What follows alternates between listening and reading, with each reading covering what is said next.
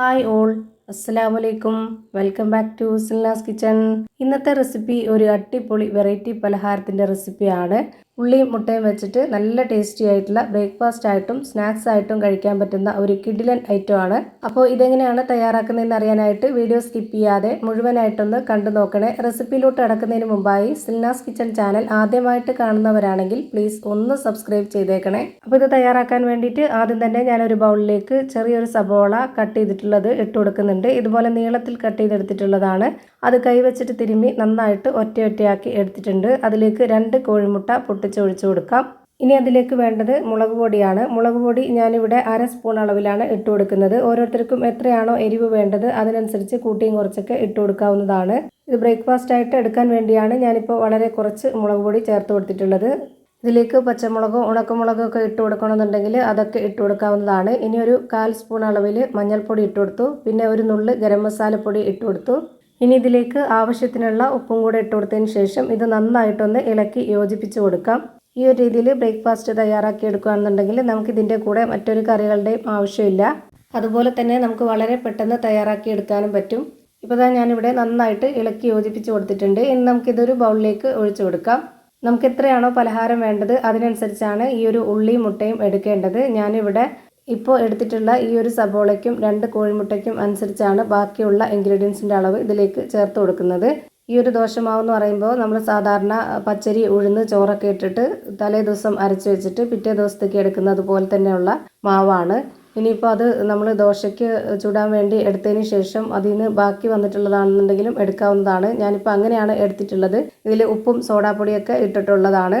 250 ml കപ്പിൻ്റെ അളവിലാണ് ഞാനിപ്പോൾ മാവ് ഒഴിച്ചു കൊടുത്തിട്ടുണ്ടായിരുന്നത്. അപ്പത്തിൻ്റെ ആയാലും ഇഡ്ഡലിയുടെ ആയാലും ദോശയുടെ ആയാലും ഏതാണെന്നുണ്ടെങ്കിലും ഒഴിച്ചു കൊടുക്കാവുന്നതാണ്. എന്നിട്ട് ഇതിലേക്ക് റവ കൂടെ ഇട്ട് കൊടുത്തിട്ടുണ്ട്. 1/2 കപ്പ് അളവിലാണ് ഇട്ട് കൊടുത്തിട്ടുള്ളത്. വറുത്ത റവയാണ് എടുത്തിട്ടുള്ളത്.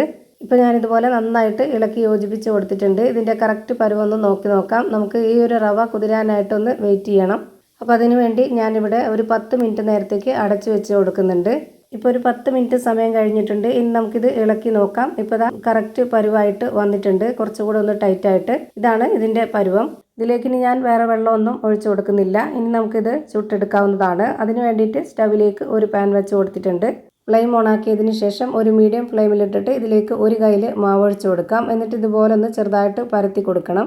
ഓയിൽ ഒഴിച്ചു കൊടുക്കണമെന്ന് നിർബന്ധമൊന്നുമില്ല. ഓയിൽ ഇതുപോലെ ഫ്രൈ ആയി കിട്ടുമ്പോൾ നല്ല ടേസ്റ്റ് ആയിരിക്കും. അതിനു വേണ്ടിയാണ് ഒഴിച്ചു കൊടുത്തിട്ടുള്ളത്. ഓയിലില്ലാതെ ചെയ്യണമെന്നുള്ളവർക്ക് അങ്ങനെയും ചെയ്തിട്ടെടുക്കാം. ഇപ്പോൾ ഇതിൻ്റെ ഒരു ഭാഗം വെന്ത് കിട്ടി. ഇനി ഒന്ന് തിരിച്ചിട്ട് കൊടുക്കാം. ആ ഒരു ഭാഗം കൂടി ഒന്ന് വെന്തതിന് ശേഷം നമുക്കൊന്നുകൂടി ഒന്ന് തിരിച്ചിട്ട് കൊടുക്കാം. ഈ മുകൾ ഭാഗം കാണുന്ന പോലെ തന്നെ താഴത്തെ ഭാഗം കൂടെ വെന്ത് വരുമ്പോൾ ഇത് നമുക്ക് എടുത്തു മാറ്റാവുന്നതാണ്. ഇനി നമുക്ക് അടുത്ത കയ്യിൽ മാവ് ഒഴിച്ചു കൊടുക്കുമ്പോൾ അതിലേക്ക് ഓയിൽ ഒഴിച്ചു കൊടുക്കണമെന്നില്ല. കാരണം ആദ്യത്തെ ബാലൻസ് ഉണ്ട്. ആ ഒരു ഓയിലിൽ തന്നെ നമുക്ക് തിരിച്ചു മറിച്ചൊക്കെ ഇട്ട് കൊടുത്തിട്ട് വേവിച്ചെടുക്കാവുന്നതാണ്. ഇത് വെന്തതിന് ശേഷം എടുത്ത് മാറ്റിയിട്ട് അടുത്തത് ഒഴിച്ചു കൊടുക്കുമ്പോൾ അതിൽ ഓയിൽ ഒഴിച്ചു കൊടുക്കാം. അങ്ങനെ നമുക്ക് ചുട്ടെടുക്കാവുന്നതാണ്. ഇപ്പോൾ ഞാനിവിടെ ഇതുപോലെ തന്നെ എല്ലാം ചുട്ട് ഒരു പാത്രത്തിലേക്ക് മാറ്റിയിട്ടുണ്ട്. അപ്പോൾ നല്ല ടേസ്റ്റി ആയിട്ടുള്ള വെറൈറ്റി ആയിട്ടുള്ള ഒരു അടിപൊളി ബ്രേക്ക്ഫാസ്റ്റ് റെഡിയായി കിട്ടി. സ്നാക്സ് ആയിട്ടും കഴിക്കാവുന്നതാണ്. ബ്രേക്ക്ഫാസ്റ്റ് ആയിട്ടാണെന്നുണ്ടെങ്കിൽ ഇതിൻ്റെ കൂടെ വേറൊരു കറികളുടെയും ആവശ്യമില്ല. ഇനി കറികളോട് കൂടി തന്നെ കഴിക്കണമെന്നുണ്ടെങ്കിൽ ഏത് കറി വേണമെങ്കിലും ചേരുന്നതാണ്. അപ്പോൾ ഇത്രയേ ഉള്ളൂ ഇന്നത്തെ വീഡിയോ. വീഡിയോ ഇഷ്ടമായാൽ ലൈക്ക് ചെയ്യാനും കമൻറ്റ് ചെയ്യാനും ഷെയർ ചെയ്യാനും മറക്കരുത്. പുതിയൊരു വീഡിയോയുമായി വീണ്ടും വരും. Thank you for watching.